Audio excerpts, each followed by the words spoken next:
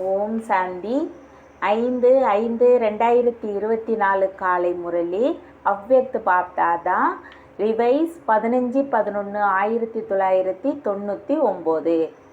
தலைப்பு: பாபாவுக்கு சமமாக ஆவதற்கான சகஜமான புருஷார்த்தம். கட்டளைக்கு கீழ்ப்படிந்தவர் ஆகுங்கள். இன்று பாப்தாதா தம்முடைய புனித அன்னப்பறவைகளின் சபையை பார்த்து கொண்டிருக்கிறார். ஒவ்வொரு குழந்தையும் புனித அன்னப்பறவை. சதா மனதில் ஞான ரத்தினங்களின் சிந்தனை செய்து கொண்டே இருக்கின்றனர். புனித அன்னப்பறவையின் வேலையே வீணான கூழாங்கல்லை விட்டுவிடுவது மற்றும் ஞான ரத்தினங்களை சிந்தனை செய்வது. ஒவ்வொரு ரத்தினமும் எவ்வளவு விலை மதிக்க முடியாதது. ஒவ்வொரு குழந்தையும் ஞான ரத்தினங்களின் சுரங்கமாக உள்ளனர். ஞான ரத்தினங்களின் கஜானாவினால் சதா நிறைந்துள்ளனர். என்று பாப்தாதா குழந்தைகளிடம் ஒரு விசேஷமான விஷயத்தை சோதித்து கொண்டிருந்தார். அது என்ன? ஞான யோகத்தின் சுலபமான தாரணைக்கான சுலபமான சாதனம். பாபா மற்றும் தாதாவின் கட்டளையை ஏற்று நடப்பது. தந்தையின் ரூபத்திலும் ஆசிரியர் ரூபத்திலும் மற்றும் சத்குரு ரூபத்திலும் கட்டளையை ஏற்று நடப்பது. 3 ரூபங்களிலும் கட்டளையை ஏற்று நடப்பது என்றால் சகஜ புருஷார்த்தி ஆவது. ஏனென்றால் 3 ரூபங்களிலுமே குழந்தைகளுக்கு கட்டளைகள் கிடைத்துள்ளன. அமிர்த வேலை தொடங்கி இரவு வரை ஒவ்வொரு நேரமும் ஒவ்வொரு காரியத்திற்காகவும் கட்டளை கிடைத்திருக்கு. கட்டளைப்படி நடந்து கொண்டே இருந்தால் எந்த விதமான முயற்சி அல்லது கஷ்டம் அனுபவம் ஆகாது. ஒவ்வொரு நேரத்திலும் மனதின் சங்கல்பம், வார்த்தை மற்றும் கர்மத்தில் 3 விதமான கட்டளைகள் தெளிவாக கிடைத்துள்ளன. யோசிப்பதற்கான அவசியம் இல்லை. இதை செய்யவா வேண்டாமா, இது சரியா தவறா, யோசிக்க முயற்சி கூட செய்ய வேண்டாம். பரமாத்மா கட்டளை எப்போதும் சிரேஷ்டமானது. குமார்கள் யாரெல்லாம் வந்திருக்கிறார்களோ இது நல்ல குழுவாக உள்ளது. ஒவ்வொருவரும் தந்தையினுடையவரானதும் தந்தைக்கு உறுதிமொழி கொடுத்து விட்டார்களா கேட்குறாங்க பாபா. எப்போது தந்தையினுடையவர் ஆகிவிட்டீர்களோ முதலில் எந்த உறுதிமொழி கொடுத்தீர்கள்? பாபா, உடல், மனம், செல்வம் என்னவெல்லாம் எங்களிடம் உள்ளனவோ. குமார்களிடம் செல்வம் அதிகமாக இருக்காது. பிறகும் கூட இவை அனைத்தும் உங்களுடையவை. இந்த உறுதிமொழி கொடுத்தீர்களா? உடலும் மனமும் செல்வமும் மற்ற சம்பந்தமும் அனைத்தும் உங்களுடையவை.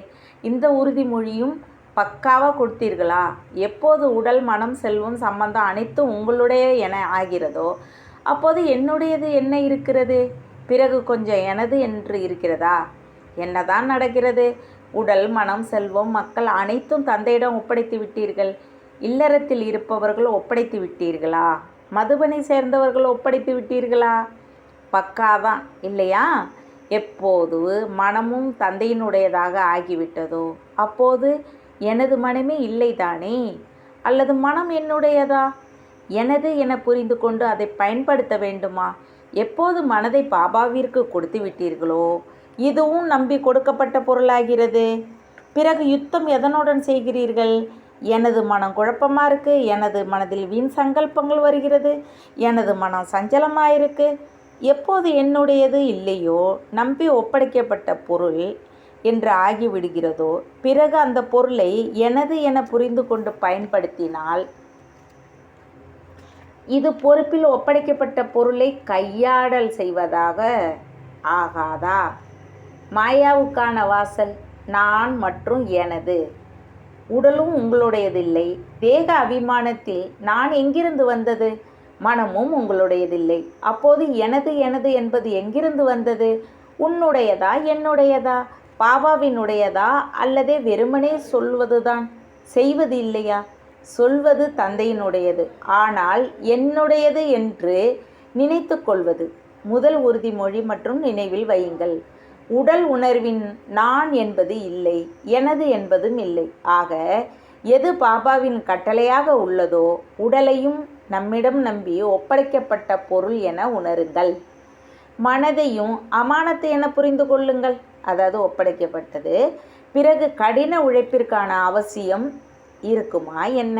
எந்த ஒரு பலவீனம் வந்தாலும் இந்த 2 சொல்களில் இருந்துதான் வருகிறது, நான் மற்றும் எனது. உங்களது உடலும் இல்லை, உடல் உணர்வில் நான் என்பதும் இல்லை. மனதில் என்ன சங்கல்பங்கள் வந்தாலும் கட்டளைப்படி நடப்பவர் என்றால் பாபாவின் கட்டளை என்ன? நேர்மறையாக யோசியுங்கள், சுப பாவனையின் சங்கல்பம் செய்யுங்கள். தவறான சங்கல்பம் செய்யுங்கள் என்பது பாபாவின் கட்டளையா என்ன? இல்லை. ஆக உங்களது மனம் இல்லை என்னும்போது பிறகு வீண் சங்கல்பம் செய்கிறீர்கள் என்றால் பாபாவின் கட்டளையை நடைமுறையில் கொண்டு வரவில்லை, இல்லையா? ஒரு சொல்லை மட்டும் நினைவில் வையுங்கள், நான் பரமாத்மா கட்டளைப்படி நடக்கும் குழந்தை. இது பாபாவின் கட்டளையா இல்லையா என்பதை யோசியுங்கள்.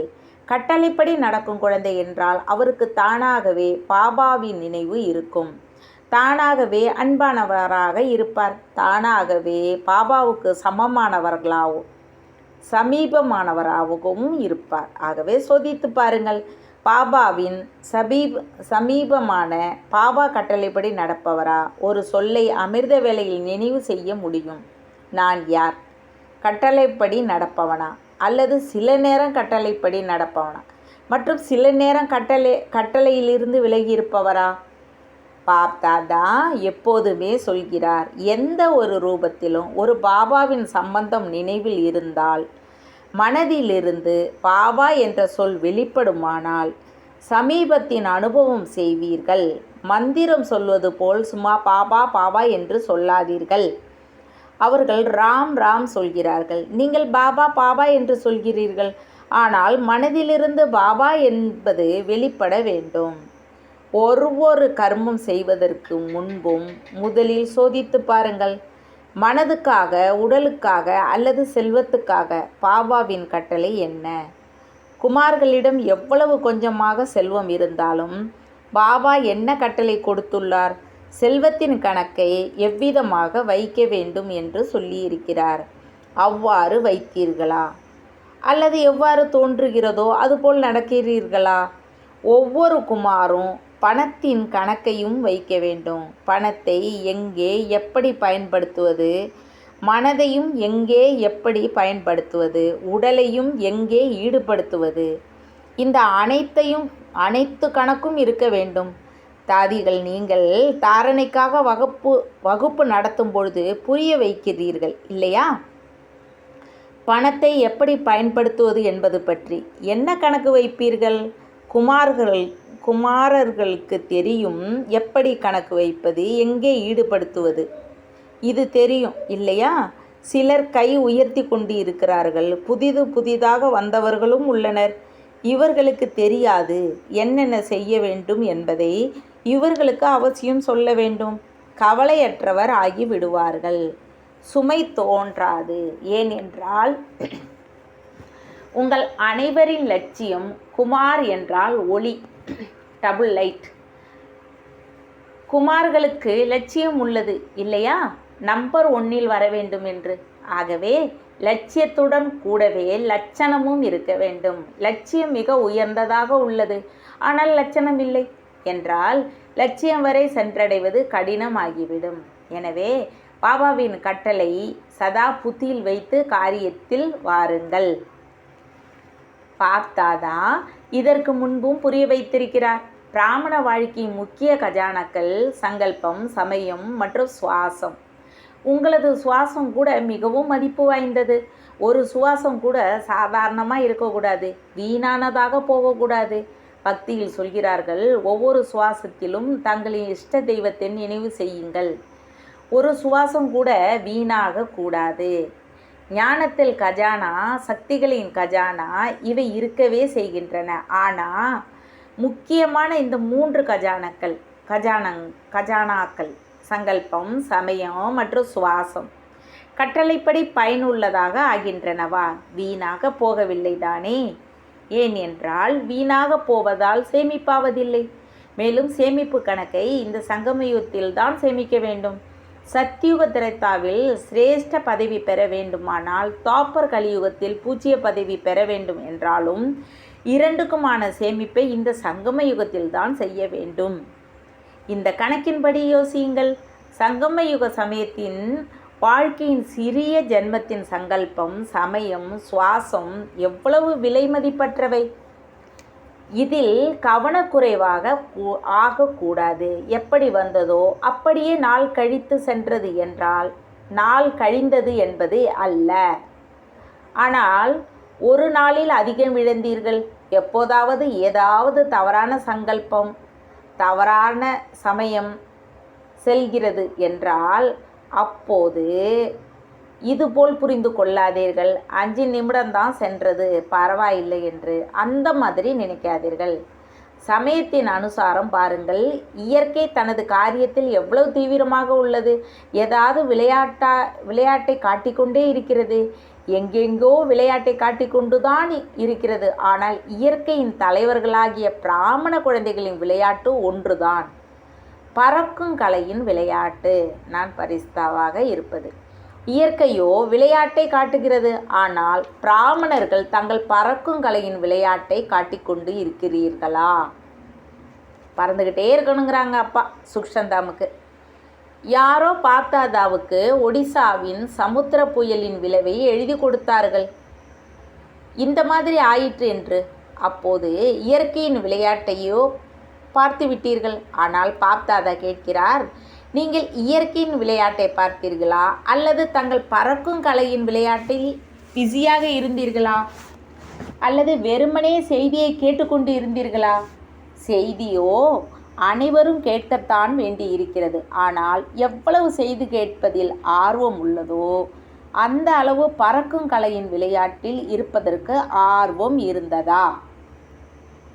குழந்தைகள் அநேகர் குப்தமான யோகியாகவும் உள்ளனர். அந்த மாதிரி குப்த யோகி குழந்தைகளுக்கு பாப்தாதாவின் உதவியும் அதிகம் கிடைத்துள்ளது.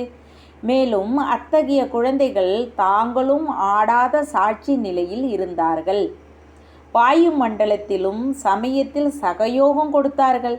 எப்படி ஸ்தூல சகயோகம் கொடுப்பவர்கள் அரசாங்கமாக இருந்தாலும் மற்றும் அக்கம்பக்கத்தில் உள்ளவர்கள் சகயோகம் தருவதற்கு தயாராகி விடுகிறார்கள், அதுபோல பிராமண ஆத்மாக்களின் சகயோகம் சக்தி சாந்தி கொடுப்பதற்கான, சுகம் கொடுப்பதற்கான ஈஸ்வரிய சிரேஷ்ட காரியம். என்ன உள்ளதோ அதை செய்தீர்களா? எப்படி அந்த அரசாங்கம் இதை செய்தது, இன்ன தேசம் இதை செய்தது உடனே அறிவித்து விடுகிறார்கள். ஆக பாப்தாதா கேட்கிறார், சகயோகிகளாகிய நீங்களும் தங்களின் காரியத்தை செய்தீர்களா? நீங்களும் விழிப்போடு இருக்க வேண்டும். ஸ்தூல சகயோகம் கொடுக்க வேண்டியதும் அவசியமாக உள்ளது. இதில் பாப்தாதா தடை செய்வதில்லை. ஆனால் எது பிராமண ஆத்மாக்களின் விசேஷ காரியமாக உள்ளதோ, எதற்கு வேறு யாரும் சகயோகம் கொடுக்க முடியாதோ அத்தகைய சகயோகத்தை விழிப்போடு இருந்து நீங்கள் கொடுத்தீர்களா? கொடுக்க வேண்டும் இல்லையா? அல்லது அவர்களுக்கு வெறும் ஆடை கொடுத்தீர்களா? கொடுக்க வேண்டும் இல்லையா? அல்லது அவர்களுக்கு வெறும் ஆடை வேண்டும், தானியம் வேண்டும் என்ற அந்த மாதிரியா? ஆனால் முதலில் மனதில் அமைதி வேண்டும், எதிர்கொள்வதற்கான சக்தி வேண்டும். ஆக ஸ்தூல விஷயங்களுடன் கூடவே சூட்சும சகயோகம் பிராமணர்கள் தான் கொடுக்க முடியும், வேற யாரும் தர முடியாது. ஆக இது ஒன்றுமே இல்லை, இது ஒத்திகை தான். உண்மையானதோ இனி வரப்போகிறது. அதன் ஒத்திகை உங்களையும் கூட பாபா அல்லது சமயம் செய்ய வைத்து கொண்டிருக்கிறது. ஆக என்ன சக்திகள், என்ன கஜானாக்கள் உங்களிடம் உள்ளனவோ அவற்றை சமயத்தில் பயன்படுத்த வருகிறதா? குமார்கள் என்ன செய்வீர்கள்? சக்திகள் சேமிப்பாக இருக்கின்றனவா? சாந்தி சேமிப்பாக இருக்கிறதா? பயன்படுத்த வருகிறதா? நன்றாகவே கை உயர்த்துகிறீர்கள்.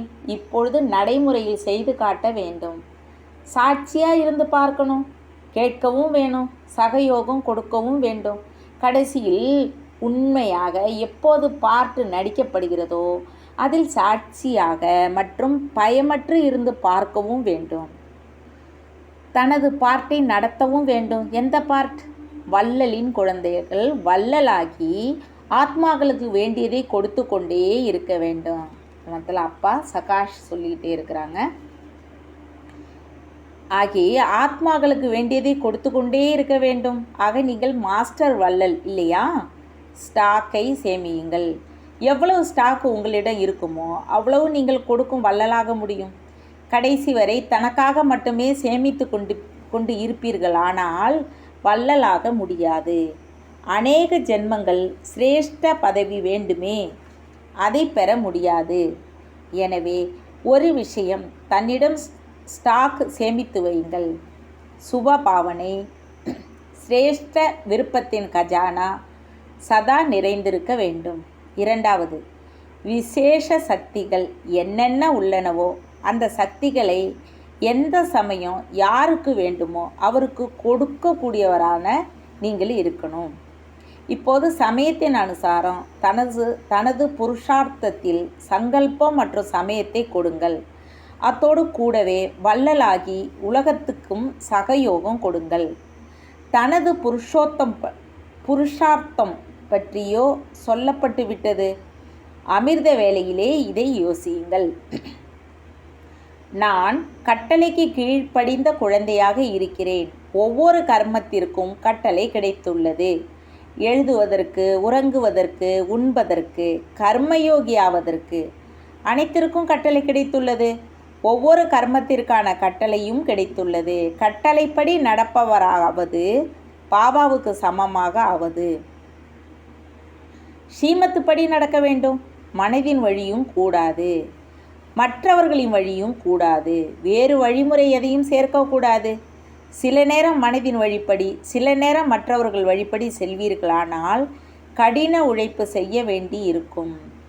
சுலபமாக இருக்காது. ஏனென்றால் மனதின் வழியும் மற்றவர்களின் வழியும் பறக்க விடாது. மனதின் வழியும் மற்றவரின் வழியும் சுமை உள்ளதாக இருக்கும். சுமை பறக்க விடாது. ஸ்ரீமத் டபுள் லைட் ஆக்கிவிடும். ஸ்ரீமத் படி நடப்பது என்றால் சகஜமாக பாபாவுக்கு சமமாகுவது ஆகும். ஸ்ரீமத் படி நடப்பவர்களை எந்த ஒரு பரிஸ்திதியும் கீழே கொண்டு வர முடியாது. எனவே ஸ்ரீமத் படி நடக்க வருகிறதா? நல்லது. இப்போது குமாரர்கள் என்ன செய்வீர்கள்? அழைப்பு கிடைத்தது, சிறப்பான உபசாரம் ஆயிற்று. பாருங்க, எவ்வளவு செல்லமானவர்களாக ஆகி இருக்கிறீர்கள். இப்போது அனைவரும் இனி என்ன செய்ய போகிறீர்கள்? பதில் கொடுங்கள். அல்லது அங்கே போய்விட்டால் அங்கே அப்படியே இருந்து விடுவீர்கள். இங்கே வந்தால் இங்கே இருக்கும் வரைதான் என. அப்படியா? அந்த மாதிரி இல்லை தானே. இங்கு மிகுந்த மஜாவில் இருக்கிறீர்கள். மாயாவின் போராட்டத்திலிருந்து பாதுகாப்பாக இருக்கிறீர்கள். மதுபனில் கூட மாயா வருகிறது என்று அந்த மாதிரி யாராவது இருக்கிறீர்களா? மதுபனில் கூட முயற்சி செய்ய வேண்டியுள்ளது என்ற அந்த மாதிரி யாராவது இருக்கிறீர்களா? பாதுகாப்பாக இருக்கிறீர்கள். நல்லது. பாப் தாதாவும் குஷி அடைகிறார். சமயம் வரும்.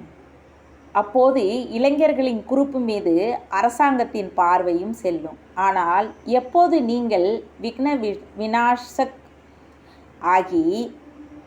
ஆகி விடுகிறீர்களோ அப்போதுதான் அவ்வாறு செல்லும்.